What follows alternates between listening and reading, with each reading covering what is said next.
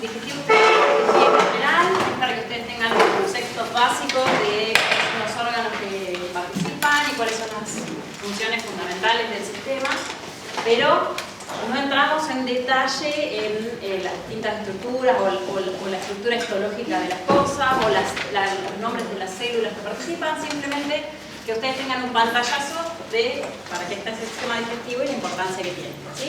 Así que vamos con el comienzo de la clase. Lo primero que vemos siempre que vemos un sistema, cualquiera de ellos, es saber para qué está, cuáles son las funciones, ¿sí?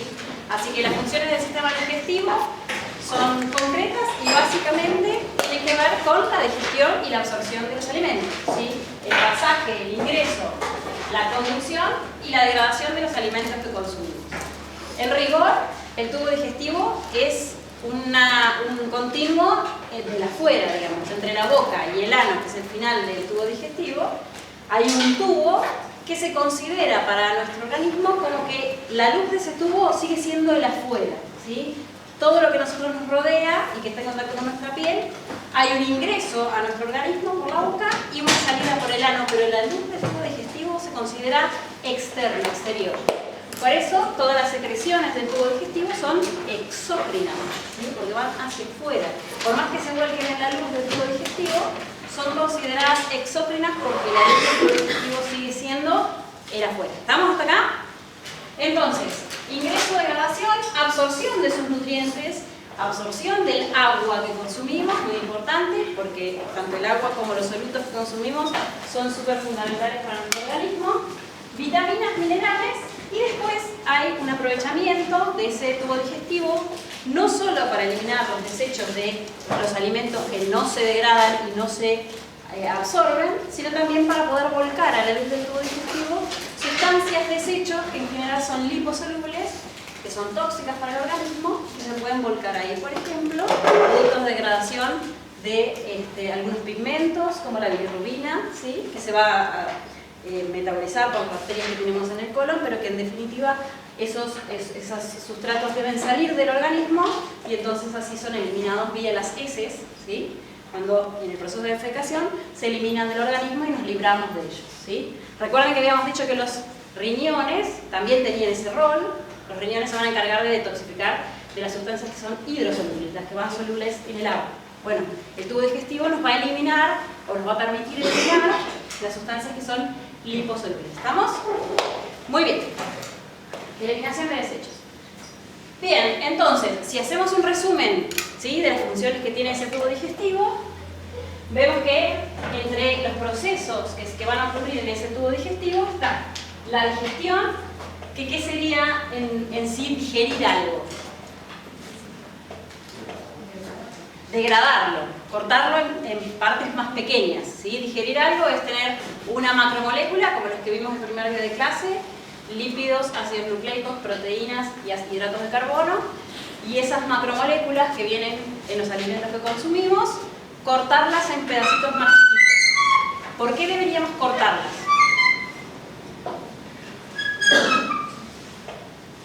¿Por qué les parece a ustedes que una proteína hay que cortarla en los aminoácidos que la componen? Para poder aprovechar ese aminoácido, para poder ingresarlo. Para poder ingresarlo, ¿sí? Para poder ingresarlo. La célula, para poder absorberlo, necesita un manejo de un tamaño de partícula más pequeño que la biomolécula gigante que forma parte de los alimentos. Así que de esa manera las proteínas se van a cortar en aminoácidos, los hidratos de carbono en los monómeros monosacáridos que los componen, ¿sí? Los ácidos nucleicos en sus nucleótidos y así sucesivamente. Es decir, hay que cortar los pedacitos más pequeños. Y eso es el proceso de digestión, que en general ocurre de dos maneras en nuestro tubo digestivo. Hay una digestión química, por la presencia de enzimas que se encargan de digerir, y hay una digestión mecánica gracias a la acción del músculo de las paredes de nuestro tubo digestivo, que con distintos movimientos se encarga de no solo mezclar, sino también propulsar y cortar y romper, ¿sí? Bien, después del proceso de digestión sobreviene un proceso de absorción, que es lo que decía el compañero. Para poder absorberlas hay que digerirlas.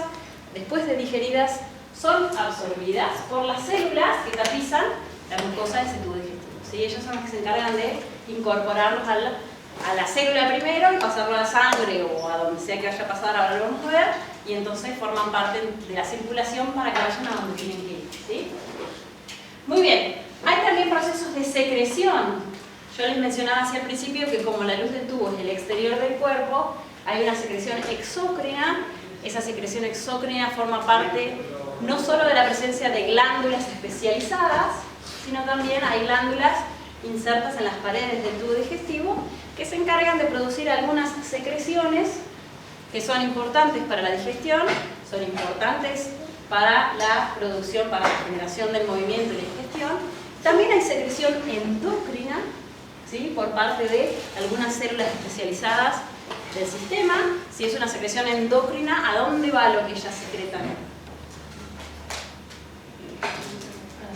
A la sangre.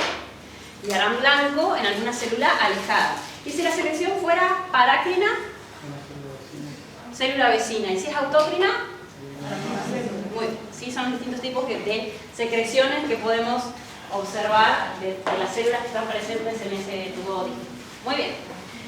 Entonces, liberación de agua, liberación, no sé si muy feliz la palabra, pero secreciones, secreción de agua, ácidos amortiguadores y las enzimas que van ahí. Muy bien.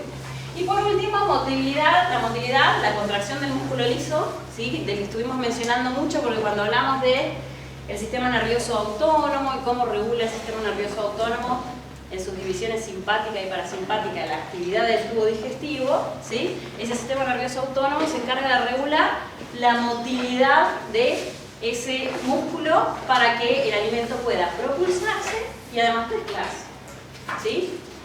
¿Cuál les parece a ustedes de las dos divisiones va a ser la que active el músculo liso del tubo digestivo? ¿Él?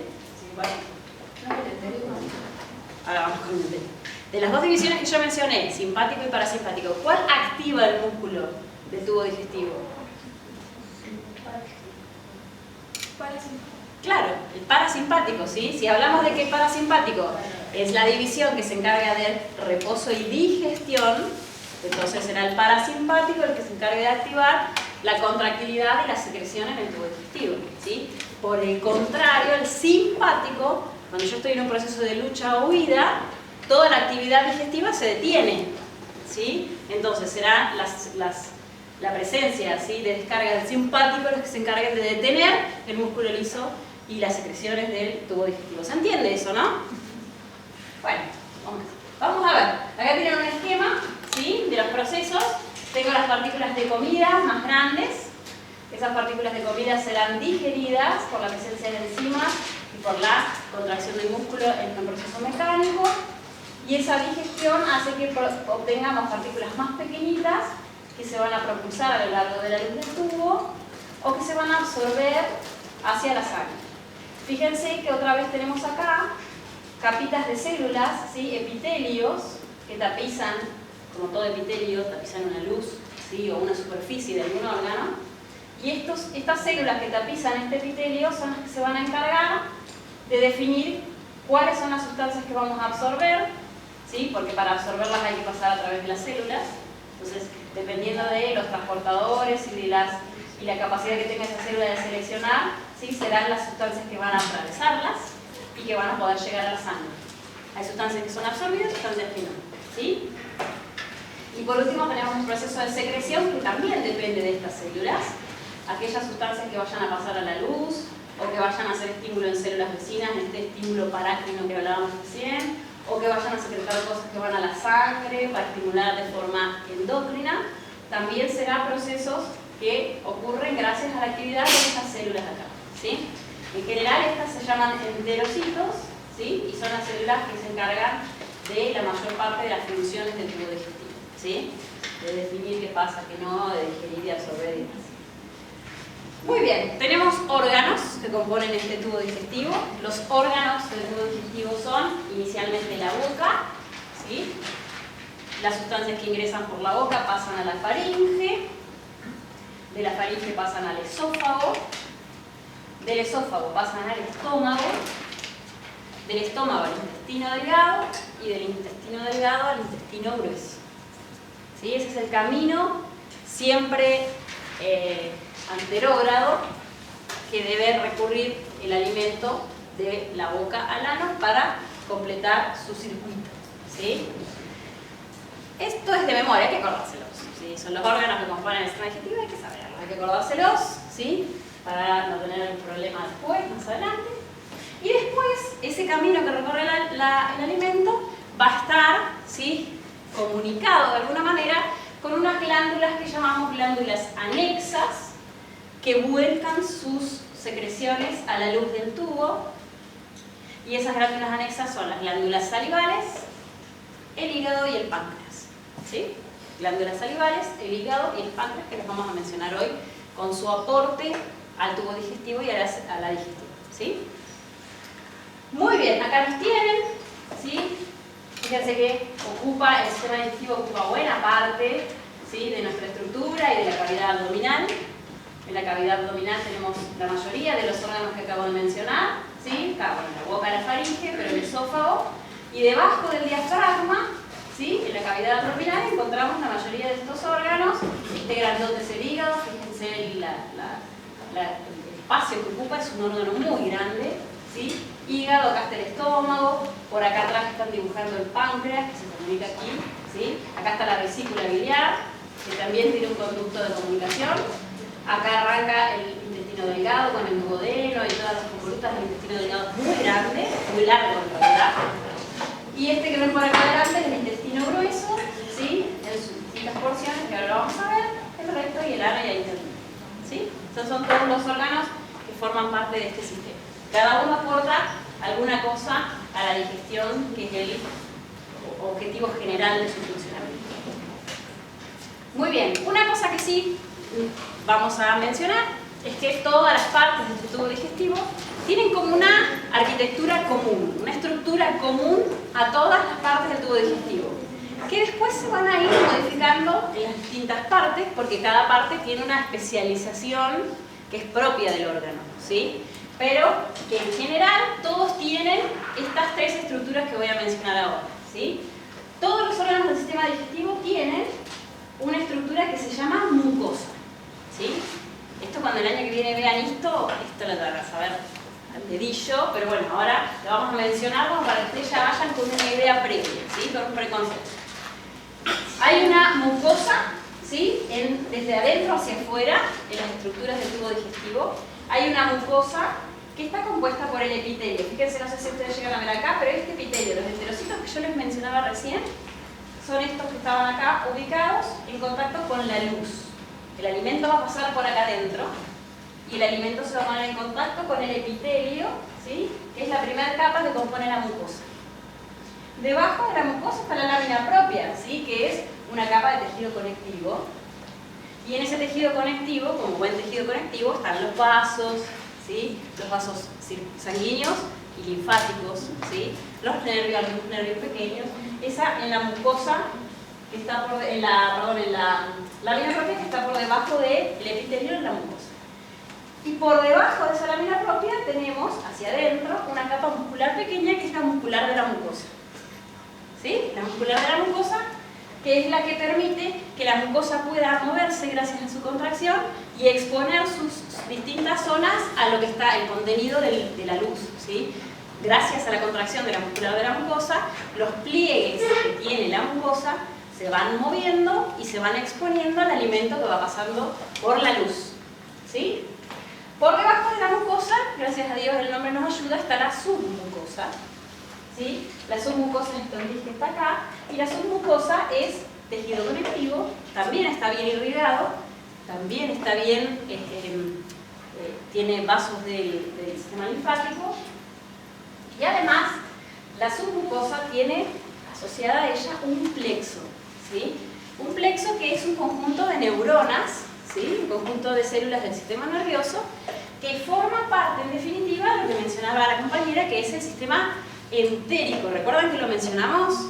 Hay una serie, un grupo de células del sistema nervioso que se encargan del control local del tubo digestivo y es el sistema nervioso entérico, ¿sí? Ese sistema nervioso entérico está conformado por dos plexos.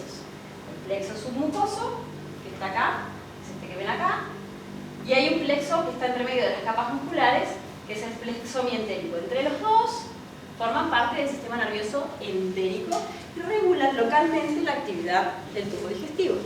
¿Sí? Son neuronas, se encargan de sensar cosas, hay neuronas sensitivas que detectan cosas, hay interneuronas que conectan esa neurona sensitiva con una neurona motora que estimula secreción y motilidad en el tubo digestivo. ¿Sí? Localmente, ¿sí? Una neurona detecta algo acá, se comunica con una interneurona que genera un efecto un poquito más allá en el tubo digestivo, bien local. ¿Sí? Bien, después de la submucosa vienen las dos capas de músculo. En general hay dos capas, el estómago tiene alguna más, por la fuerza que tiene que hacer, pero en general son dos. Una capa circular interna y una capa longitudinal externa. Están ubicadas así. ¿Sí? Entonces cuando una se contrae así, la otra se contrae longitudinalmente y eso va generando los movimientos que vemos después de propulsión y de mezcla. ¿Sí? Muy bien, están las capas musculares y por fuera, ¿sí? Hay una capa que se llama serosa, ¿sí? Que tiene últimamente una capita de células pequeñas que es la que produce un líquido que hace que cuando se contraen los músculos del tubo digestivo no haya rozamiento, no haya dolor, ¿sí? Y haya, como todos los líquidos estos que se secretan en lugares específicos, por ejemplo el líquido pericárdico, ¿sí? Que para que cuando el corazón late no roza y no duele, bueno, lo mismo aquí, ¿sí?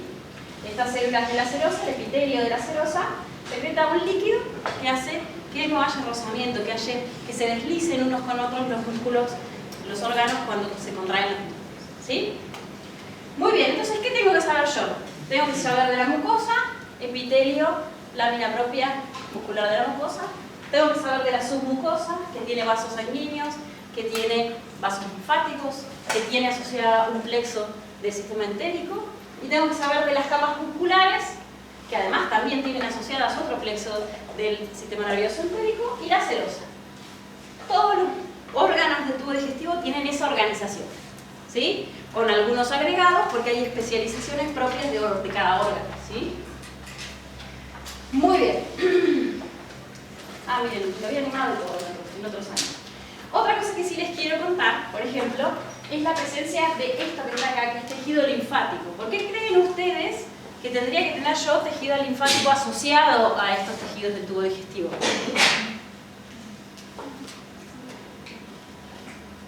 Porque es importante tener ahí un sistema de vigilancia. En la boca, a lo largo de todo el tubo. Por ahí entra, digamos. Es la vía de entrada de muchas amenazas, porque nosotros estamos revestidos de piel. Si no hay una interrupción en la piel, es difícil que los microorganismos ingresen a través de la piel, salvo que nos lastimemos, nos cortemos, bueno, esa podría ser una vía de entrada, o nos pinchemos. Pero en general, por fuera, por la piel, no van a ingresar. ¿Por dónde van a ingresar? Van a ingresar con la comida, con lo que comemos, cuando nos llevamos las lapiceras a la boca, cuando tocamos la plata y después nos tocamos un diente.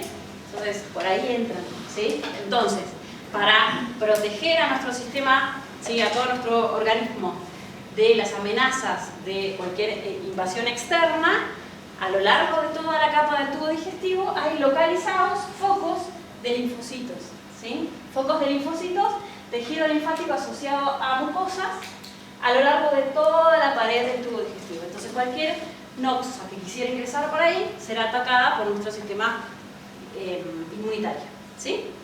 ¿Está bien? ¿Se entiende? Bueno, muy bien, aquí tienen otra estructura para que ustedes vean la simplicidad de la cosa, ¿sí? Tenemos la mucosa con su epitelio, su lámina basal y la muscular de la mucosa, la submucosa, las dos capas musculares y la serosa, ¿sí? Una cosa que me gusta de este gráfico es que les muestro a ustedes acá algo, que es que en general, ¿sí? La mucosa tiene pliegues, tiene vellosidades, que es distinto de la microvellosidad, ¿sí? La microvellosidad que siempre vimos es una prolongación de la membrana de una célula, ¿sí? Es una prolongación de la membrana de una célula que le permite tener más superficie de contacto con el exterior. Bueno, aquí no son microvellosidades, son vellosidades. Toda la estructura de la mucosa tiene pliegues, lo ven aquí, pliegues hacia afuera, que se llaman vellosidades. Cada una de estas es una célula y además cada una de esas células puede tener microvellosidades. Entonces la superficie de contacto con el alimento y con la luz es muy grande, ¿sí? Así también como hay vellosidades, hay esto que es para adentro, que son invaginaciones de la mucosa que se llaman criptas. Entonces, todo esto genera mucho espacio de contacto del epitelio con la luz y además genera zonas, ¿sí?, donde hay microclimas de cosas que pasan ahí adentro, ¿sí? Entonces, hay vellosidades en la mucosa y hay criptas en la mucosa y todas ellas están tapizadas por el epitelio de la mucosa. Ese epitelio tiene células especializadas, ¿sí? Entonces, si ustedes lo ven acá, o si alguna vez vieron un video de una endoscopía, de la camarita que muestra, que va por dentro del endoscopio, ¿no? Se ven los pliegues de la mucosa cuando va ingresando, los pliegues de la mucosa, incluso si se contrae la muscular de la mucosa van cambiando de forma, bueno, acá igual, ¿sí? Pliegues y vellosidades, pero aumentando la superficie de contacto del alimento y la luz con la célula, ¿sí? Muy bien, se van a hablar las células de todo el sistema digestivo entre ellas, se van a comunicar y esa comunicación va a estar dada por distintos mecanismos, algunos ya los mencionamos.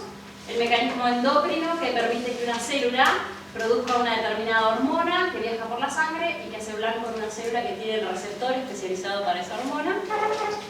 Puede ser que haya una conexión que involucre el sistema nervioso, una neurona sensitiva, una interneurona, una neurona secretora y la producción de una respuesta en una célula diana, ¿sí?, el sistema nervioso involucrado en la contracción y la movilidad, o una respuesta parácrina de una célula que produce un mediador químico que hace blanco en las células vecinas. Si hace blanco en sí misma, será autótono, ¿sí? Entonces, fíjense que el sistema nervioso se va a estar comunicando, el sistema digestivo, el tubo digestivo, se va a estar comunicando entre distintas porciones más cercanas o más alejadas con distintos mediadores, ya sea de forma endocrina, de forma parácrina o una vía nerviosa que involucre neuronas, ¿sí? La idea es que cuando el tubo digestivo detecta la presencia de alimento en un lugar, ya le avisa al lugar a donde va a ir ese alimento, empezar a trabajar porque allá va el alimento, ¿sí? O cuando llega el alimento a un lugar, esa zona le avisa a la zona previa: aflojá con el mandarme comida, mandámela más despacio porque yo todavía la tengo que procesar. Entonces, todas las zonas del tubo digestivo se van comunicando entre sí con estas formas de comunicación, ¿sí? Aumentar, disminuir secreción, aumentar, disminuir motilidad, y de esa manera se va coordinando la comunicación entre los órganos del sistema digestivo, ¿sí? Muy bien, arranquemos entonces. Empieza la digestión con la boca, ¿sí? La boca tiene un montón de estructuras que colaboran con la digestión del alimento, ¿sí? Músculos de todo tipo, músculos estriados, la mayoría de ellos, ¿sí? Casi todos, ¿sí? La lengua, la presencia de los labios, del paladar, primero duro, después blando, los dientes para triturar el alimento, todas estructuras que colaboran con la digestión. Pero además, la boca produce una secreción que es importantísima para el comienzo de la digestión, que es ¿qué? Perfecto, la saliva, me lo dicen con un entusiasmo fatal, me va a matar el entusiasmo que ustedes tienen.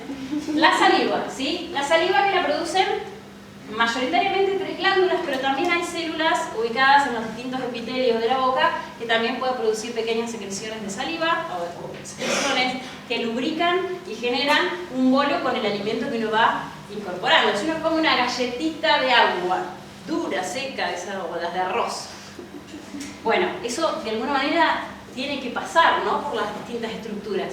Entonces hay que emulsionarlo, hay que mojarlo, hay que generar un bolo que pueda atravesar el esófago y que pueda atravesar las primeras estructuras del tubo digestivo, ¿sí? Entonces, la saliva se encargará de ello principalmente, ¿sí? Y la saliva va a estar secretada, entonces ya les digo, por tres glándulas, que son las glándulas salivales, ¿sí? Glándula salival sublingual, submandibular y parótida. Cada una de ellas tiene distintas calidad de secreción, algunas son más mucosas, producen más mucina, más moco, hay otras que son más serosas, que producen más proteínas, ¿sí? Y hay unas mixtas, ¿sí? La submandibular es mixta, produce un poco de mucina y un poco de serosa, y también de secreción serosa, combinadas entre ellas. Lo cierto es que todo eso, todas ellas producen la saliva. ¿Qué cosas saben ustedes que tiene la saliva? Enzimas. ¿Cuáles? Amilasa. Amilasa. Y la milasa empieza a degradar ¿qué cosa? El almidón, los hidratos de carbono, ¿sí? La digestión de los hidratos de carbono comienza en la boca. Muy bien, ¿qué más tiene la saliva?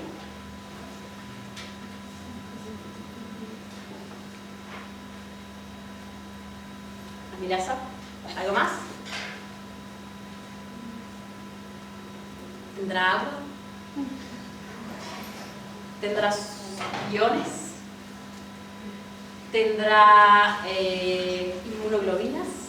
Producto de empezar a proteger nuestro sistema con la secreción de inmunoglobulinas que van en la secreción. ¿Se acuerdan cuál era? No importa. ¿Qué otra cosa puede producir la saliva? Lipasa. Hay una lipasa lingual. Muy bien, hay una lipasa lingual. No se conoce todavía del todo cuán efectiva es la lipasa lingual, pero bueno, hay una lipasa lingual que va a empezar a degradar lípidos en la boca y fundamentalmente cuando llega al estómago empieza a bajar el pH y empieza también a generar alguna digestión. La saliva tiene lisozima, ¿sí? Que es una enzima de la segunda barrera de defensa, ¿recuerdan? De la primera barrera de defensa, que se encarga de defender la boca de la presencia de bacterias, no las deja reproducirse y no deja que, la lisozima no deja que la bacteria se elimine, ¿sí? Entonces, también es otro paso, otro producto de la defensa inmunitaria de la vía, ¿sí? De la vía digestiva. Muy bien, tenemos, acá no dice nada, esas son las estructuras de la función digestiva, mejillas y labios, glándulas salivales. La saliva mantiene la boca húmeda, ¿sí? La saliva blanda, humedece, disuelve alimentos, limpia la boca y los dientes. El hecho de que tengamos pocas caries tiene que ver con la presencia de la lisozima. Si no existiera la lisozima, no tendríamos la salud dental que solemos tener. La milasa salival que degrada el almidón en pequeñas moléculas. Después tenemos la lengua con sus músculos que mueven, ¿sí? Que también secciona el alimento y selecciona una porción de ese alimento que es la que va hacia el fondo de la boca a iniciar el reflejo de ¿qué? De deglución, exactamente, para que pase a la siguiente instancia del tubo digestivo. Las glándulas, ¿sí? Y los dientes, todos ellos colaboran con la digestión a nivel de la boca, ¿sí? Muy bien, pasamos de la boca a la faringe, inicialmente de la boca a la faringe por un proceso que se llama deglución. Es un reflejo la deglución, ¿sí?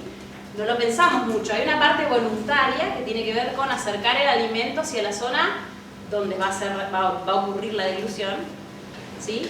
Pero después, cuando ese alimento toca unas zonas, unos sensores, unos receptores sensoriales que hay cerca del final de la boca, ¿sí? Cerca del paladar blando, hay unas células sensoriales que detectan la presencia de alimento ahí y se inicia el reflejo de deglución. Y ese reflejo de deglución nos protege de alguna manera de que el alimento no pase a la vía aérea. A veces pasa, ¿no? No comemos arroz, quedamos ahí. Pero en realidad la idea es que nunca el alimento pase a la vía aérea, ¿sí? A la tráquea. Entonces hay una estructura que es la epiglotis, tapa la glotis, y entonces el alimento pasa por atrás, ¿sí? Fíjense, acá hay estructuras, la epiglotis, que tapa la glotis, que este objeto está aquí, y no deja que el alimento pase a la vía respiratoria, la vía aérea, ¿sí? Y eso es un proceso de reflejo que no controlamos, digamos, todo lo que pasa ahí con la epiglotis y demás, no lo pensamos ni nosotros lo decidimos, ocurre como un reflejo autónomo, ¿sí? Muy bien. Bueno, ahí tengo un dibujito que les muestra todos los eventos que ocurren. La respiración en ese momento cesa, mientras tragamos no respiramos, ¿sí? Son cosas que uno por ahí no piensa, pero así ocurren. Mientras tragamos no respiramos, de manera que el alimento pase de la boca a la faringe y después al esófago, ¿sí? Faringe, esófago. El esófago tiene una primera porción que es músculo esquelético estriado, pero después ya es todo músculo liso, todo control autónomo y ahí ya no tenemos mucha más influencia en decisiones de las cosas que ocurren ahí, ¿sí? Muy bien, el alimento pasa al esófago, ¿sí? Y el esófago también está tapizado de estas capas musculares que les comentaba yo antes. No tapizado, sino en su estructura están insertas capas musculares, circulares y longitudinales que hacen que se pueda producir un proceso de peristalsis. Peristalsis es movimiento, ¿sí? A lo largo de la vía, ¿sí? Entonces, por la contracción de la capa circular y la relajación de la capa longitudinal y viceversa, se generan ondas de contracción que van propulsando el alimento. Y esa onda de contracción que propulsa el alimento se llama peristálsis, ¿sí? Entonces, hay movimientos peristálticos en el esófago para llevar el alimento hacia el estómago.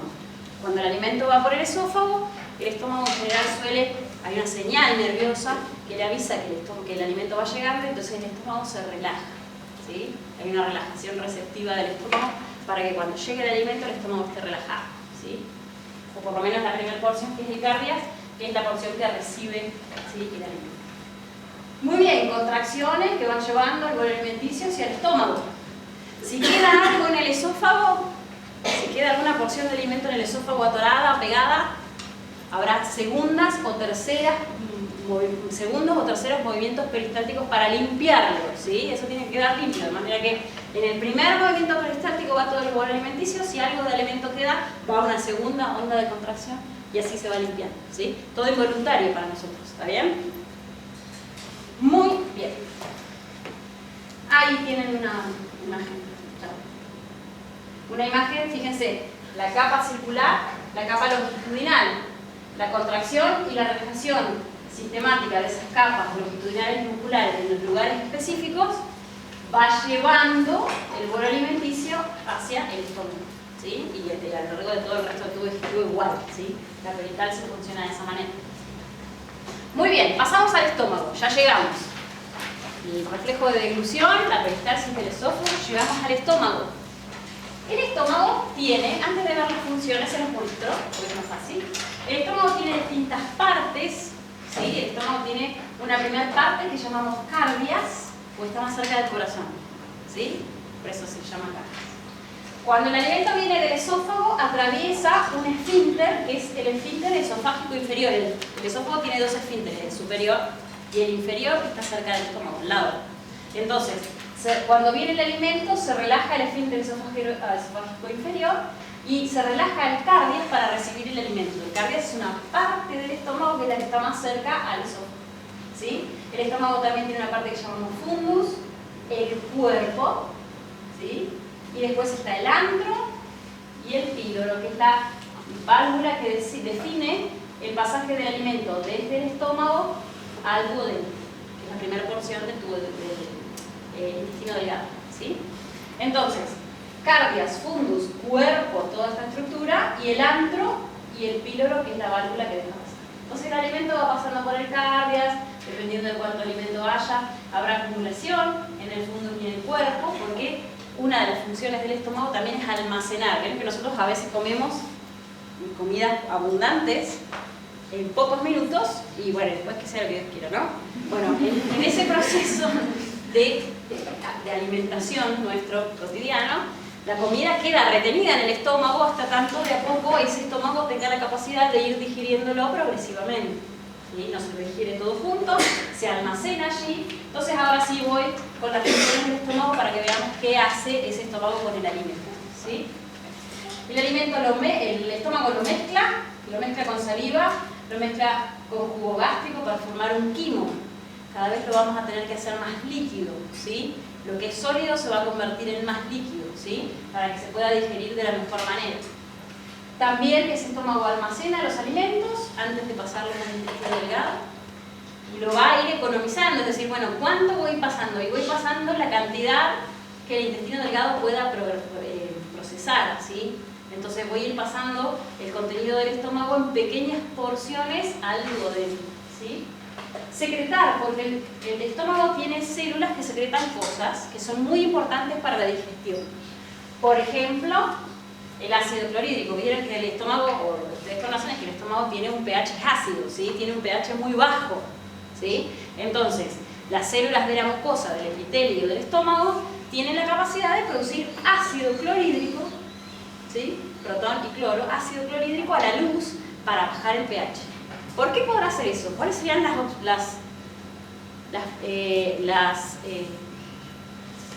me fue la palabra. ¿Por qué es que el estómago produce ácido? ¿Cuál es ya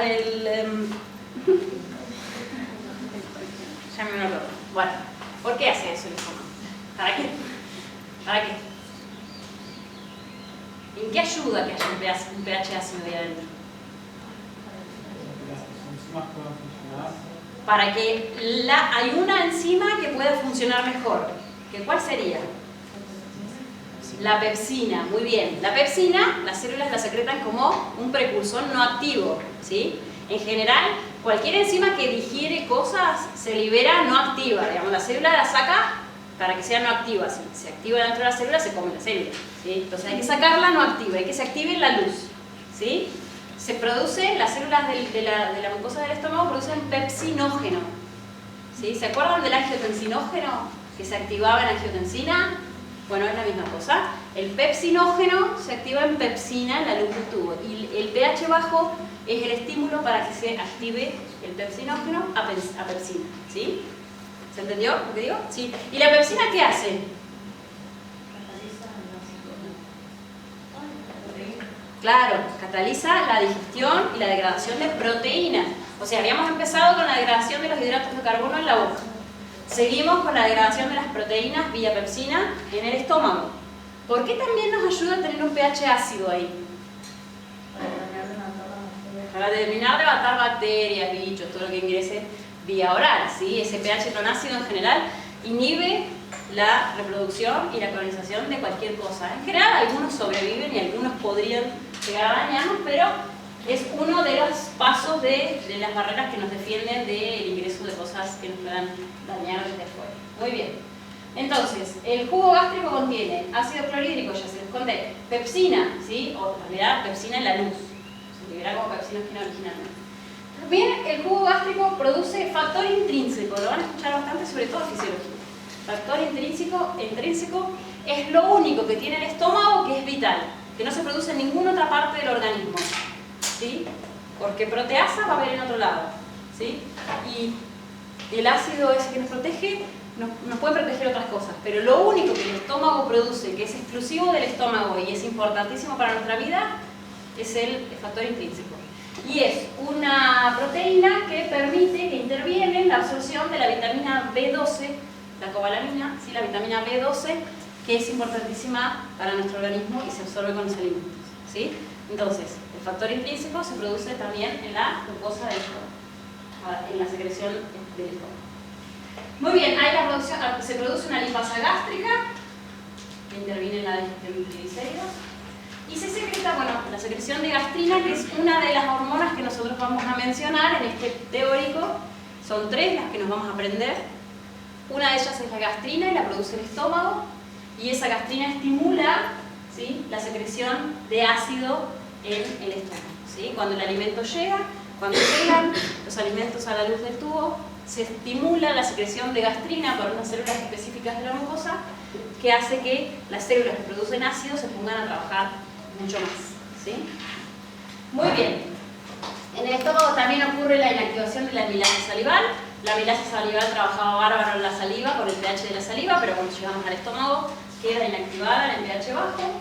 Y se activa la lipasa lingual y la gástrica, ¿sí? Yo les decía, la lipasa lingual en la boca mucho no trabaja, pero cuando llega al estómago baja un poquito el pH y ahí tiene el pH óptimo de trabajo, ¿sí? Por último, hay una secreción en el estómago que es una secreción de moco alcalino, ¿sí? Una secreción de moco alcalino que tapiza las paredes. Ustedes imagínense que adentro de ese estómago hay un pH de casi 2, muy ácido, que degrada todo, casi todo. Hay pepsina que degrada proteínas. Si yo no protejo las células de la pared con algo, se come. De hecho, hay enfermedades como la gastritis o como la generación de úlceras gástricas que tienen que ver con el descontrol de estos procesos de regulación y de control y de protección. Y entonces se empieza a dañar la pared del estómago gracias al ácido que se produce en el órgano, ¿sí? Entonces se genera, a ver si lo tengo acá, no. Sí, miren, las células de la mucosa del estómago producen un moco, producen mucina. Fíjense, todas estas gotitas son gotitas de moco, una sustancia mucosa, ¿sí? Y esas gotitas de moco secretan hacia la luz y además se secreta bicarbonato. Entonces se forma un moco alcalino con un pH 7 que protege las células de la mucosa y no deja que el ácido que está en la luz las ataque y las destruya. Y las pepsina. ¿Sí? ¿Se entiende esto? Entonces, tenemos una protección también dentro de las secreciones que tiene el estómago, una protección a sí mismo, una protección a las células del estómago de los ataques de sus propias secreciones, las otras, ¿sí?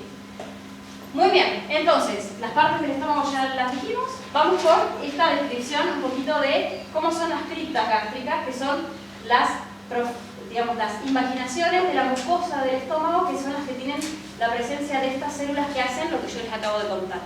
Hay células de la superficie que producen el moco el moco alcalino, casi alcalino, que protege las células. Hay células del cuello que también producen moco. Hay células que producen el ácido clorhídrico y el factor intrínseco. Hay células que producen el pepsinógeno y la lipasa gástrica. Y hay células que producen la gastrina, que son las células enterocromáticas, ¿sí? Que producen la secreción endocrina de la gastrina. Fíjense que hay, a lo largo de toda la mucosa, celulitas especializadas en distintas cosas, ¿sí? ¿Está eso? Es decir, unas hacen una cosa, otras hacen otra cosa, están todas ubicadas a lo largo de la cripta esta que yo les contaba, que hay invaginaciones en la mucosa, y entonces se van liberando esas secreciones a la luz y hacen sus efectos con la colaboración que tienen en la digestión de los alimentos. ¿Estamos hasta acá? ¿Preguntas? ¿Vamos bien? Bueno. Entonces, si yo tengo que hablar en una generalización de las cosas que hace el estómago, si hablo de la digestión química, tengo el pepsinógeno, tengo la lipasa gástrica, tengo el ácido clorhídrico, tengo el factor intrínseco, tengo el moco, absorbo cosas y secreto gastrino, ¿no? Esas son las funciones generales del estómago. Después, las capas musculares del estómago. Perdón, voy a volver para atrás porque quiero mostrar. El estómago no solo tiene la capa longitudinal y la capa circular del músculo. El estómago tiene una tercera capa muscular que es una capa oblicua, porque el estómago va a hacer mucha fuerza para la mezcla y la propulsión del alimento. La mezcla sobre todo porque el estómago va a cerrar el píloro acá, va a impedir que pase el alimento y va a generar ondas peristálticas hacia el píloro, entonces va a ser como si fuera un lavarropa. Mezclo, el alimento no tiene a dónde ir, lo mezclo hasta que tenga la consistencia deseada, hasta que se mezcle con la pepsina, con el ácido, con todo, ¿sí? Y en algún momento determinado de esa mezcla, el píloro se abre y algo de ese quimo que está generándose en el estómago pasa al duodeno para la siguiente etapa, ¿sí? Pero en esa fuerza de mezclado que tiene el estómago, requiere la presencia de una tercera capa muscular. ¿Está? ¿Estamos? Bueno, entonces, capas musculares, mezcla, disuelve los alimentos, los mezcla, nada, peristalsis, fuerza el quimo a pasar a través del esfínter pirórico, ¿sí? El esfínter pirórico se abre para permitir el paso del quimo al duodeno y regula el paso. No pasa todo junto, pasa de a poco, ¿sí? Y yo en general les pongo esto para que ustedes tengan una idea, pero ahora les voy a contar. Fíjense, llega el alimento, mezcla, secreciones, mezcla, las capas musculares se van contrayendo y relajando y después no pasa así. Pasa de a poco.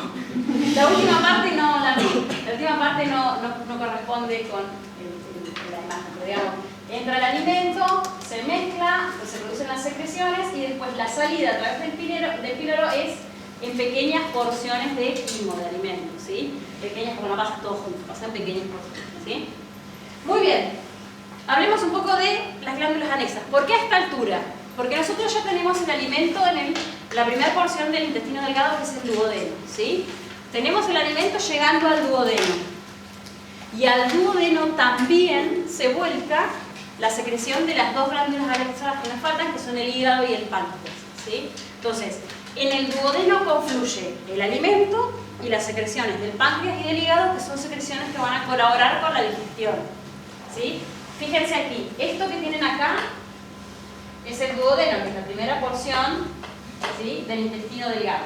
Y en esa primera porción del intestino delgado se vuelca la secreción del páncreas, ¿sí?, y la secreción, que viene para acá, no sé si lo ven, pero hay un poquito medio verde, que es la secreción del hígado y la vesícula biliar.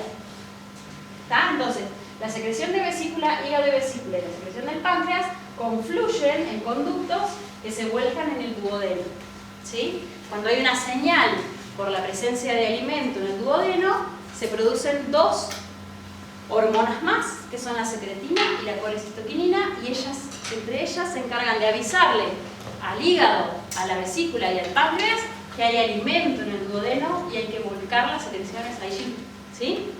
¿Me siguen? Bueno. Entonces, fíjense, yo les hablaba de un conducto común. Esto es el duodeno y hay un conducto común que trae la secreción que viene del hígado y la secreción que viene del páncreas y se vuelca en el duodeno, en la primera porción del duodeno, ¿sí?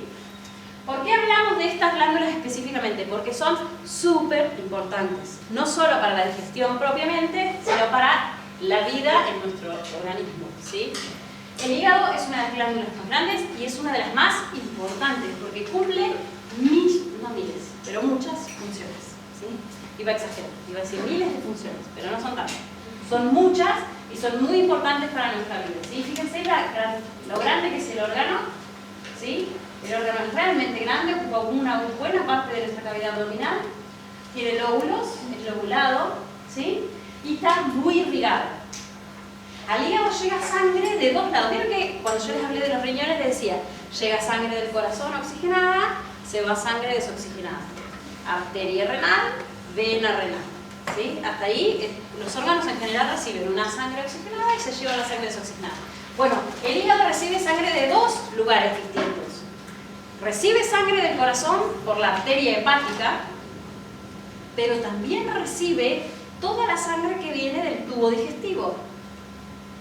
Antes de pasar por el corazón, la sangre que sale del tubo digestivo por la vena porta, así se llama, viene toda esa sangre ¿con qué? Con los nutrientes que estuvo absorbiendo del tubo digestivo. Todos los hidratos de carbono que digerimos y absorbimos, todas las grasas que digerimos, no, las grasas vienen por otro lado, todos los hidratos de carbono, todos los aminoácidos, todos los nucleótidos, todo lo que absorbimos de la comida, viene por la sangre, por una vena porta que sale del tubo digestivo, de las distintas partes del tubo digestivo confluyen en una vena porta y esa vena porta llega al hígado, primero. Antes de ir al corazón, primero paso por el hígado.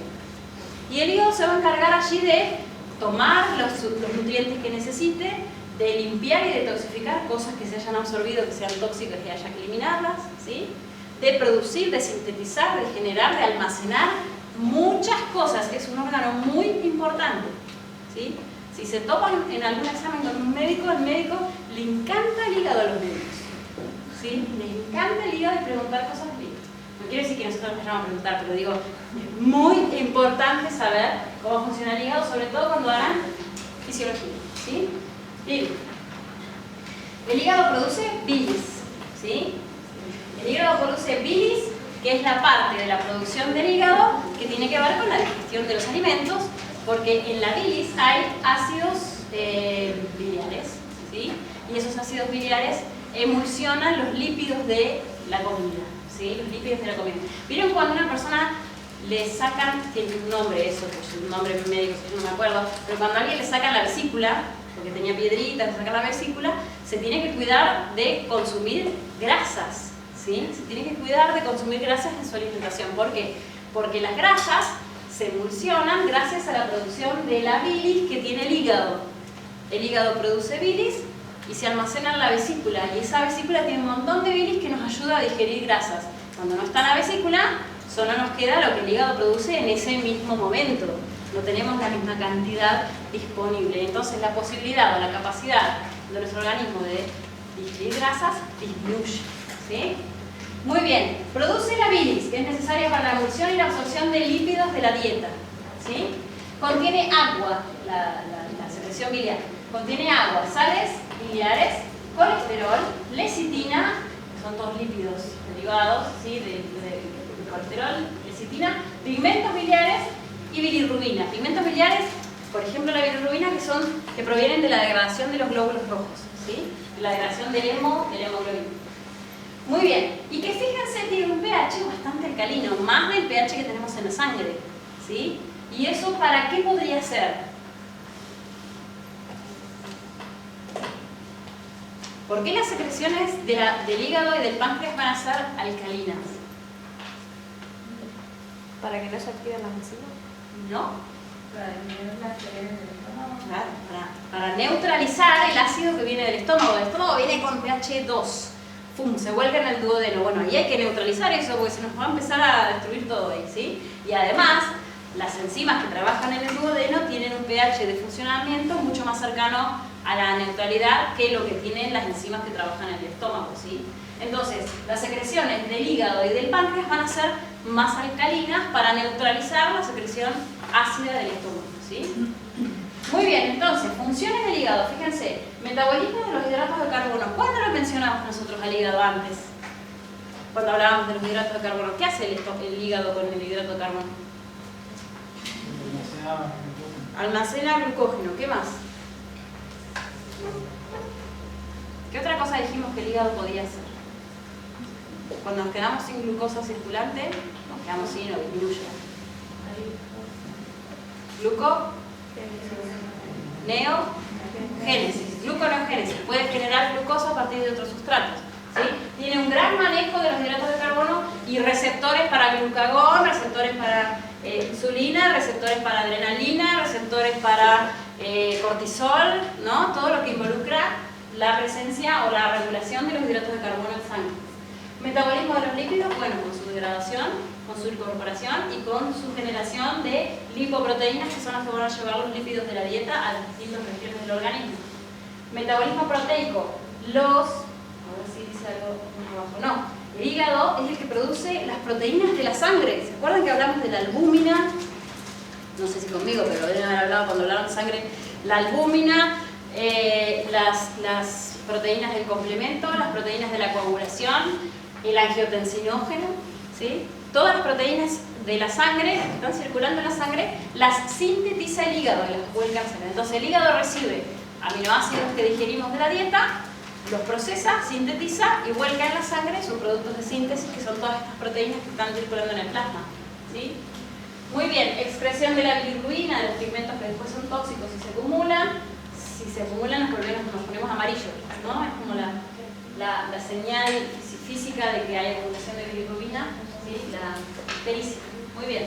Síntesis de sales biliares para la digestión de los lípidos, que ya lo hablamos. Almacenamiento de glucógeno. Fagocitosis, porque el hígado tiene unas células que se llaman células de Kupffer, que son macrófagos especiales que tiene el hígado, y cualquier cosa rara que pasa por ahí que venga de lo que se haya absorbido a nivel del tubo digestivo se puede regular y digamos, eliminar del medio gracias a la presencia de estos macrófagos específicos. Y por último, el hígado es una de las instancias de activación de la vitamina D.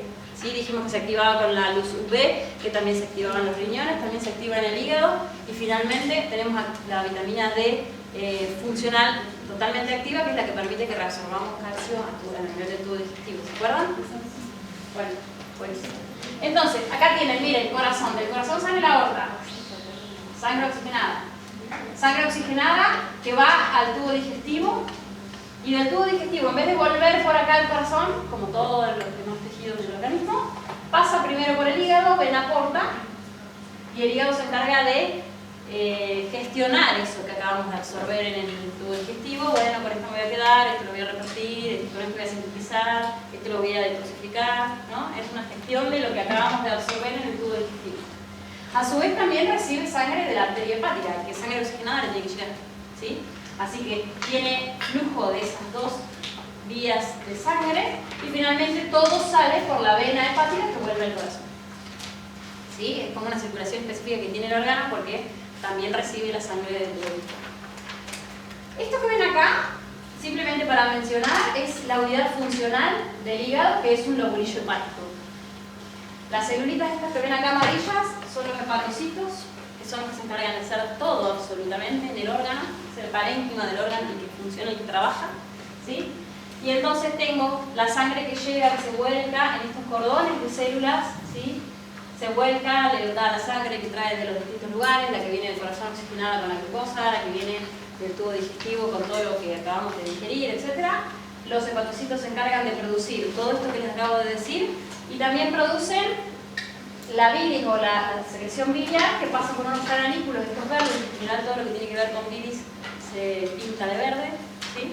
Entonces los cananículos vuelcan la secreción biliar en unos conductos más grandes, los conductos biliares, que van a la vesícula y se almacenan para cuando haya que liberarla durante la digestión, ¿sí? Muy bien, no les voy a aburrir mucho más con esto, pero tengan en cuenta esta estructura hexagonal que es la unidad funcional del hígado y que ya la van a estudiar en más detalle. Muy bien, funciones, miles todas, ¿sí? ¿Sí? Absorbido del tracto gastrointestinal por la vena porta, el hígado hace todo esto y después va a la vena hepática, de la arteria hepática llegan cosas y el hígado hace todo esto y va al ducto biliar. Muchas funciones, muy importante el hígado para todos. Muy bien.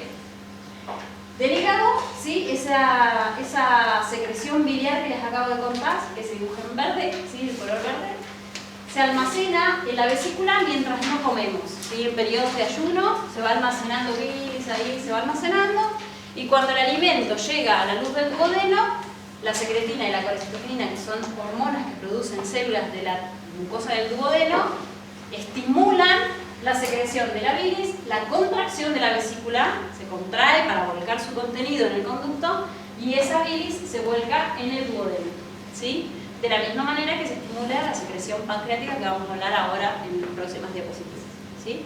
Entonces, contracción de la vesícula, relajación del esfínter que une, ¿sí? De este esfínter que une los conductos, el conducto común que se unen, el que viene del hígado, el que viene del páncreas, se vuelcan, se dilata este esfínter y se vuelca el contenido de ambas glándulas anexas en el duodeno. Muy bien, acá tienen una sal biliar, ¿sí? Una sal biliar, para que ustedes vean que en realidad lo que hace es emulsionar los lípidos. Acá adentro hay una gota de lípidos, ¿sí? Las sales biliares lo que hacen son anfipáticas. ¿Recuerdan qué era eso? El hecho de que sean anfipáticas quiere decir que tienen una porción hidrofóbica y una porción hidrofílica, como los fosfolípidos de las membranas, ¿sí? Entonces, la porción hidrofóbica es la verde. No, hidrofílica es la verde, no. La porción hidrofílica es la verde y la porción hidrofóbica es la amarilla. Entonces, todas las partes hidrofóbicas se ponen en contacto con los lípidos que se digieren, ¿sí? Y la parte hidrofílica queda en contacto con el agua, y eso va permitiendo que de los lípidos que comemos se formen gotitas más chiquitas. Se van emulsionando, ¿sí? Como el detergente que usamos para lavar los platos, ¿sí? Hace la misma cosa. Rodea las grasas y permite que sean eliminadas, ¿sí? Acá igual, tenemos grasas muy grandes o moléculas muy grandes, se van formando, ¿sí? Gotitas de grasas más pequeñas que puedan ser atacadas luego por las lipasas que produce el páncreas, ¿sí? Entonces, emulsionar, ser más chico. ¿Está bien? Muy bien, y el páncreas lo que hace por la digestión, como glándula anexa, es producir una secreción pancreática que es exócrina. Recuerden que habíamos dicho que esta era una glándula dual. Cuando hablamos en endocrino del páncreas, decíamos que era una glándula dual, que tenía secreción endocrina por la insulina, por el glucagón, por el polipéptido pancreático, por la somatostatina, todo eso que produce en los islotes de Langerhans, que están acá, estos islotes de Langerhans que tienen ahí y que son los que regulan la concentración de glucosa en sangre. Y después, además de esa secreción endocrina, tenemos la secreción exócrina, que es la que va al tubo digestivo y que la producen estos acinos que están acá en naranja, estas estructuras celulares que están en naranja, que son glándulas exócrinas y que liberan el contenido de su secreción a un conducto que vuelca el duodeno, ¿sí? Esa secreción pancreática tiene, el cubo pancreático tiene agua, tiene sales, tiene bicarbonato, tiene enzimas, y acá es donde viene el boboque de enzimas, ¿sí? El páncreas es el que produce las enzimas que van a digerir todo. Yo les decía, podemos vivir sin estómago, salvo que es el factor intrínseco de fuera. Pero podemos vivir sin estómago, ¿por qué? Porque el páncreas se encarga de producir todas las enzimas que necesitaríamos para digerir todo. Produce proteasas, produce nucleasas para los ácidos nucleicos, produce enzimas que degradan hidratos de carbono, produce enzimas que degradan lípidos, todo, ¿sí? El páncreas produce todas las enzimas. Cuando el páncreas se lastima, es un problema, porque la pancreatitis es un problema, una inflamación, se empiezan a liberar las enzimas que digieren cosas adentro del páncreas y se lastima mucho. Él es el que produce las enzimas que digieren todo. ¿Estamos hasta acá? Entonces, las enzimas que se producen son amilasa, tripsina y biotensina, que son proteasas. Carboxiperoxidasa también, proteasa, amilastasa. Lipasa, ribonucleasas y desoxirribonucleatas que digieren ácidos nucleicos, ¿sí? Hay y un montón, ahora vemos una lista, ¿sí? El pH de la secreción 7,1, 8,2, otra vez alcalino, ¿sí? Los pH de la secreción biliar, repito, y de la pancreática son alcalinos para neutralizar la secreción ácida del estómago. Amortiguan acidez, inactivan la pepsina y crean un pH adecuado para la acción de las enzimas que se vuelcan ahí en el duodeno. Muy bien. ¿Estamos hasta acá? Yo pensé que había una lista de enzimas, pero la voy a sacar. ¿Sí? Ustedes sepan, ahora me quieren un poco más. Ustedes sepan que esa secreción pancreática tiene enzimas para degradar todo. ¿Sí? Entonces ahí se produce la degradación general máxima del órgano. Muy bien. Pasamos entonces, ya estamos en el duodeno con el alimento y con la secreción del hígado y del páncreas. El duodeno es una primera porción del intestino delgado. El intestino delgado tiene otras porciones que son el yeyuno y el ilion, 3 porciones. Duodeno, yeyuno e ilion. Y es un órgano tubular largo, muy largo, muchos metros de intestino delgado, ¿sí? Y en ese intestino delgado el alimento va pasando por la luz y va siendo modificado, va siendo digerido, se reabsorbe los alimentos, los nutrientes que se van digiriendo y se van pasando a la sangre, o los lípidos, que son los que se los dije, pasan a la conducción, a la circulación linfática, ¿sí? Son tan grandes que no pasan por los vasos, entonces los lípidos son reabsorbidos en el tubo digestivo por los vasos linfáticos. Se llaman quilíferos, que son los que se llevan los lípidos, ¿sí? Recuerden que del linfático después, por la vena subclavia, va a la sangre. Igual todo termina en la sangre. Muy bien, ¿cuáles son las funciones del intestino delgado?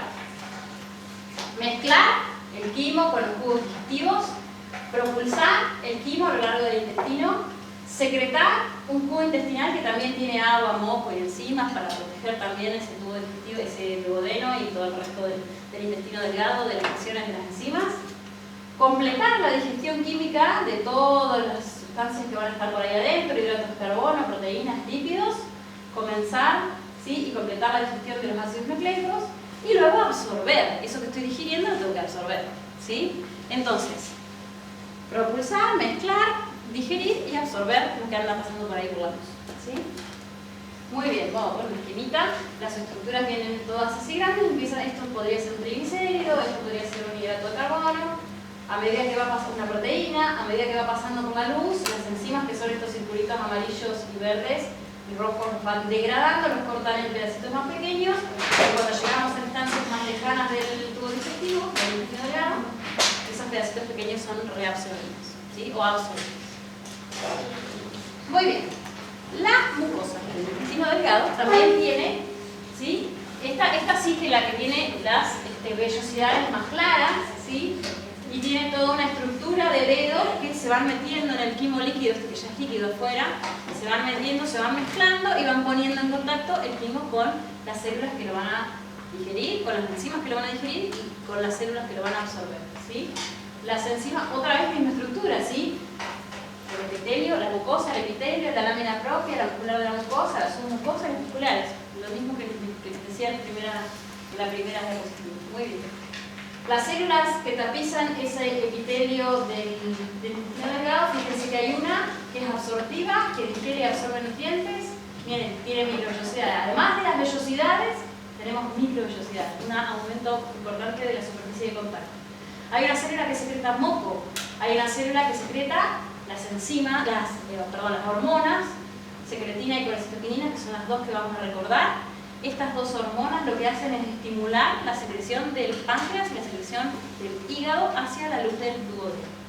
Y después tenemos una célula de Paneth que secreta lisozima y que puede fagocitar también como mecanismo de protección de aporte del sistema inmune a la luz del duodeno y del intestino delgado como ustedes, ¿sí? Muy bien, no lo había sacado, estaba acá. Miren. Ahora ya me tienen un poco más. Fíjense. De las enzimas digestivas hay un resumen, las que están en la saliva, las que están en el jugo gástrico, las que están en el jugo pancreático, que están todas estas que decía, que digieren todo. Y después, en las propias células, de los enterocitos propios del intestino delgado, hay una producción extra de otras enzimas que ayudan a cortar lo que se fue digiriendo en grande en la luz, en el ribete en cepillo, en estas microvellosidades, hay otras enzimas que ayudan a digerir. Así que fíjense la cantidad que tenemos para poder digerir todo lo que consumimos. A pesar de que hay cosas que no podemos. La celulosa, por ejemplo, nosotros no la podemos digerir, ¿sí? La celulosa, la vaca sí, nosotros no, ¿sí? No tenemos celulasa, que sería la enzima que se encargaría de hacer eso. Pero podemos digerir todo esto, ¿sí? Todo esto que está acá se puede digerir gracias a la presencia de enzimas a lo largo de todo el tubo digestivo, ¿sí? Entonces, la glucosa, ¿sí? La absorción de nutrientes va a tener que ser a través de las células del enterocito, ¿sí? Van a producirse distintos tipos de transporte que ustedes ya conocen: transporte activo, secundario, difusión facilitada, transporte activo asociado, ¿sí? con sodio, transporte activo asociado al gradiente de protones, difusión simple cuando sean liposolubles las sustancias, ¿sí? Los ácidos grasos de cadena larga, los monoglicéridos, todo eso puede atravesar la membrana de manera que va a ser difusión simple. Entonces, los hidratos de carbono, los aminoácidos, péptidos y lipéptidos, y los ácidos grasos de cadena corta, ¿sí? Pueden pasar a los capilares sanguíneos porque tienen estructuras pequeñas y son hidrosolubles, ¿sí? Entonces, todo esto, una vez que sea absorbido, va a pasar a la sangre. Salvo estos, que son los ácidos grasos de cadena larga y los monoglicéridos, que son de una estructura mucho más grande, el enterocito forma una estructura que llamamos kilomicrón, que es como una bola de lípidos, y esos kilomicrones pasan al vaso clífero. El vaso clífero es linfático, ¿sí? Entonces, lo que sale de las vellosidades del intestino delgado, tenemos la sangre y tenemos los vasos linfáticos. En la sangre se van todas estas cosas que yo les mencionaba, que son más pequeñas e hidrosolubles, y los kilomicrones que tienen grasas, con gotas de grasa metidas en adentro, se van por el vaso clífero, que es linfático, y que por la vena subclavia vuelve a la sangre orgánica, ¿sí? ¿Estamos hasta acá? Pues, entonces ya tenemos degradado todo, ya tenemos digerido casi todo y absorbido casi todo. Nos queda el pasaje de lo que acabamos del alimento por el intestino grueso, ¿sí? Nos queda el pasaje del alimento por el intestino grueso. Las funciones de este intestino grueso son la propulsión, movimiento, ¿sí? Peristaltismo y movimientos peristálticos en masa que llevan lo que no se absorbió y lo que no se digirió hacia la salida, ¿sí? Hacia la apertura de salida, ¿sí? Entonces, hay movimientos que ya no son tan peristálticos y de mezcla y demás, sino que se llaman en el intestino grueso movimientos en masa, ¿sí? Movimientos de llevar ese contenido hacia un destino concreto, ¿sí? Además de que hay un poco de movimiento para poder absorber el resto del agua y de los electrolitos que quedan, que se pueden aprovechar, el movimiento ya es distinto, son movimientos mucho más intensos y más prolongados, ¿sí? De hecho, a veces se sienten, ¿ustedes no sienten contracciones en el colon? A veces, ¿no? Sí, las hacen. Muy bien. Intestino grueso. El intestino grueso tiene bacterias. Es una de las únicas partes de nuestro interior, de nuestro organismo, que no es estéril, ¿sí? Porque tiene colonizado allí una serie de bacterias simbióticas que viven con nosotros y que se aprovechan de nuestros alimentos, pero también producen cosas que son muy importantes para nosotros. De hecho, a los pocos días de nacer empezamos a colonizar con bacterias ahí esa zona de nuestro organismo, que es el intestino grueso, y esas bacterias hacen cosas por nosotros también. Así nosotros las alimentamos y les damos seguridad y un lugar lindo para vivir, y ellas producen proteínas, ¿sí? Degradan algunos aminoácidos y además producen vitaminas, ¿sí? Se degradan algunas sustancias que podrían ser tóxicas para nosotros, producen algunas proteínas y producen vitaminas que pasan a la sangre y que nosotros las aprovechamos, ¿sí? Además, esas bacterias regulan la colonización de otras que podrían ser mucho más peligrosas, ¿sí? Bacterias, por ejemplo, la bacteria que produce el cólera coloniza nuestro colon cuando hay alguna baja en las defensas o cuando, qué sé yo, no sé. Es una bacteria muy agresiva que se encarga de colonizar en donde en general nosotros tenemos una flora bacteriana que es propia y que es normal, ¿sí? Entonces empieza a desplazar la flora normal, coloniza ella y produce una enfermedad que es bastante severa, ¿sí? Entonces, la presencia de las bacterias normales en nuestro colon de alguna manera evita que ocurra eso, ¿sí? Que colonicen las que no tienen que colonizar, ¿sí? Muy bien, aquí se termina de producir la absorción de agua, iones y vitaminas que venía de la absorción del intestino delgado y que culmina en el intestino grueso. La formación de las heces, que es lo que no se va a absorber ni no se va a aprovechar, y después el proceso de defecación, que también es un reflejo y que elimina todo aquello que nos vamos a incorporar en el órgano, ¿sí? Las heces se van con restos de bacterias muertas, con los restos de los alimentos que no consumimos, con los alimentos que no digerimos, como la celulosa que dijimos recién, y se van. Muy bien. El intestino grueso tiene partes, distintas partes, como tenía también el intestino delgado. Las partes del intestino grueso son, el intestino grueso es el colon, ¿no? Y entonces tenemos colon ascendente, el ciego, que es la primera porción, pero tenemos el colon ascendente, colon transverso, colon descendente, colon sigmoideo, el recto y el ano, ¿sí? Esa es toda la estructura de nuestro intestino grueso. Muy bien, el alimento viene del ilion, que es parte la última porción del intestino delgado, y se vuelca acá en el ciego y empieza a transportarse. Fíjense que la estructura general, visual, macroscópica del intestino grueso es distinta de la que veíamos recién. El intestino delgado es un tubo, que no tiene mayor forma de nada. Y el intestino grueso tiene estos angostamientos cada tanto del músculo de su pared que forman aortas, se llaman, pero no importa. La cuestión es que esto le va dando lugar para almacenar y para movilizar el material que se va haciendo cada vez más sólido, ¿sí? Y que entonces hay que propulsarlo a lo largo del tubo digestivo del intestino grueso. A ver si no me quedó nada. Bueno, tenemos un esfínter, ¿sí? Un esfínter al final de todo el proceso que está compuesto por un músculo liso que es autónomo, pero también con una buena parte de músculo esquelético estriado, y eso nos da la posibilidad de controlarlo en la mayor parte de los casos, ¿sí? Que se va aprendiendo a controlar. Fíjense que cuando uno nace se con pañales, que hasta el año y medio, 2 años, los pañales no se sacan porque los niños no controlan ese esfínter hasta que están maduros, ¿sí? Neurológicamente maduros para poder controlarlo como la vida adulta. Muy bien. El intestino grueso también tiene criptas que están recubiertas y tapizadas de células. Esas células que tapizan en la mucosa las criptas del tubo del intestino grueso tienen células que producen y absorben agua, básicamente. Hay que retener el agua, el máximo de agua que se pueda.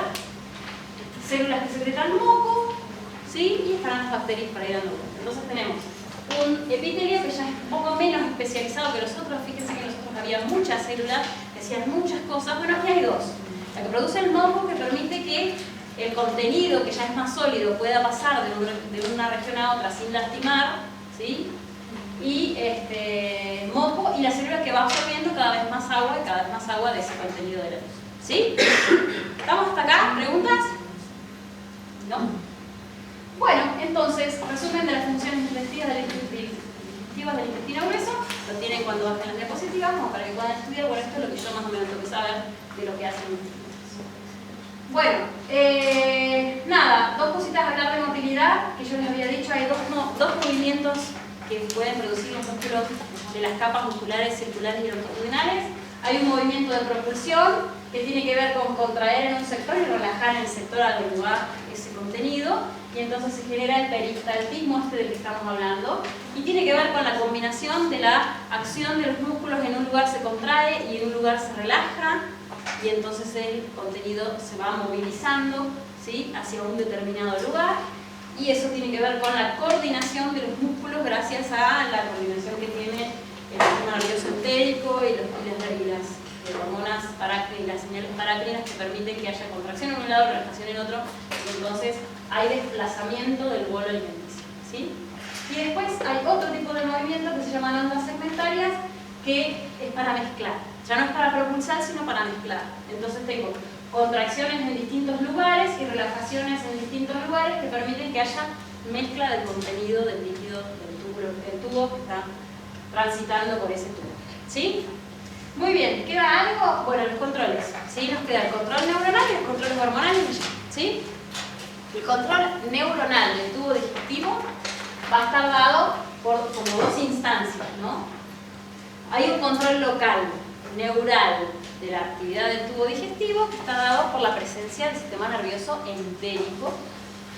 Y son estas neuronas que mencionamos al principio de la clase que localmente pueden detectar estímulos sensoriales y generar respuestas motoras locales independientemente de lo que diga el sistema nervioso central, ¿sí? Es totalmente local, es una recepción de una señal y una generación de una respuesta localmente sin estímulo o influencia del sistema nervioso central, ¿sí? Ese es el sistema nervioso entérico, ¿sí? Entonces, aquí tenemos un estímulo específicamente que tiene que ver con una regulación local. Y después, a esa regulación local, tenemos la regulación central. La central siempre se va a imponer de alguna manera, ¿sí? La regulación local está subordinada a lo que diga el simpático y el parasimpático, ¿sí? A lo que diga el simpático y el parasimpático. Si hay una descarga del simpático, habrá una disminución de la secreción de las glándulas, del salivales, la glándula del estómago, del intestino. Si hay un efecto del simpático, habrá inhibición del movimiento, estimulación a cierre de esfínteres, inhibición de las secreciones de exotinas del páncreas, ¿sí? Si hay un estímulo del simpático, no hay actividad en el tubo digestivo, no la necesitamos en ese momento. Necesitamos actividad de lucha o huida, nada más.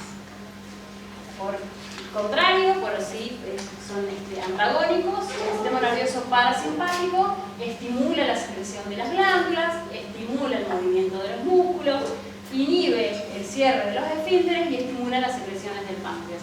Todo eso es el parasimpático, porque hay actividad de digestión cuando el simpático está activo, ¿sí? Entonces, tenemos estímulos del simpático, tenemos estímulos del parasimpático, antagónicos ellos, y tenemos regulación local a nivel del sistema nervioso entérico. ¿Se entiende? Muy bien. Y por último, lo que nos vamos a aprender son estas tres, hay muchas más, pero nos vamos a aprender solo estas tres, que son las hormonas que regulan la actividad del sistema digestivo. La gastrina, que produce el estómago. ¿Cuándo la produce? Cuando el estómago se estira, que llegue el alimento, o que hay proteínas disueltas que se empiezan a digerir las proteínas en el estómago, ¿sí? Se estimula la secreción de los jugos gástricos y las contracciones musculares del estómago gracias a la secreción de gastrina. Hay unas células específicas en la mucosa del estómago que detectan estos estímulos, producen gastrina y hacen que el estómago produzca más ácido, se contraiga mucho más y colabore mucho más con la digestión de lo que está dentro del estómago, ¿sí? Y después están estas otras dos que se secretan en el duodeno, ¿sí? Ante la presencia del ácido que viene del estómago que llega al duodeno o de grasas y aminoácidos digeridos en el duodeno, secretina y colecistoquinina, que son las que hacen, primero regulan el vaciado gástrico. ¿Qué quiere decir? Cuando secretina y colecistoquinina se producen y se liberan, regulan la actividad del estómago, es decir, bueno, si me está llegando alimento del estómago, vamos a aflojar con la contracción del estómago y con el vaciado gástrico al duodeno, porque yo tengo que todavía procesar lo que acaba de llegar. Entonces, secretina y colecistoquinina lo que hacen es disminuir la actividad del estómago un poco, ¿sí? Para que vaya siendo gradual y progresivo el volcado del contenido del jugo del estómago al duodeno, ¿sí? Entonces, estimula la secreción del jugo pancreático alcalino y de la bilis, inhibe la liberación del jugo gástrico. Hay que aflojar con la actividad del estómago, ¿sí? Y la colecistoquinina también estimula la producción de enzimas del páncreas y la bilis desde la vesícula, desacelera el vaciado gástrico y produce sensación de saciedad, ¿sí? Esa es la que dice, bueno, ya hay alimento, ¿no? Sigamos comiendo, ¿sí? Ya está, por esto nos alcanza, ¿está? Muy bien, entonces solo me tengo que acordar la gastrina que produce el estómago y la secretina y la colecistoquinina que produce el duodeno. ¿Estamos? ¿Sí? Muy bien, creo que aquí tengo. ¿Tienen preguntas? ¿Estamos bien?